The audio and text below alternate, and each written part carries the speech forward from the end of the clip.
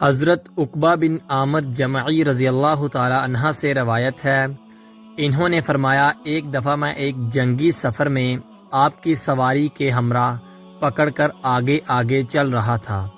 آپ نے فرمایا اے عقبہ پڑھ۔ میں نے آپ کی طرف کان لگایا تاکہ آپ جو فرمائے میں وہ سن کر پڑھوں۔ پھر کچھ دیر کے بعد فرمایا اے عقبہ پڑھ۔ میں نے پھر متوجہ ہوا، آپ نے تیسری مرتبہ پھر یہی فرمایا۔ میں نے عرض کی کیا پڑھوں؟ آپ نے فرمایا سورۃ قل ھو اللہ احد۔ پھر آپ نے آخر سورت پڑھی۔ پھر آپ نے فرمایا قل اعوذ برب الفلق، آخر تک پڑھی۔ میں بھی آپ کے ساتھ پڑھتا رہا۔ پھر آپ نے سورۃ قل اعوذ برب الناس آخر تک پڑھی۔ میں بھی آپ کے ساتھ پڑھتا رہا۔ پھر آپ نے فرمایا کسی شخص نے ان جیسی صورتوں یا کلمات کے ساتھ اللہ کی پناہ حاصل نہیں کی۔ اس کی حدیث کا حوالہ سنن نسائی 5432 5432 ہے۔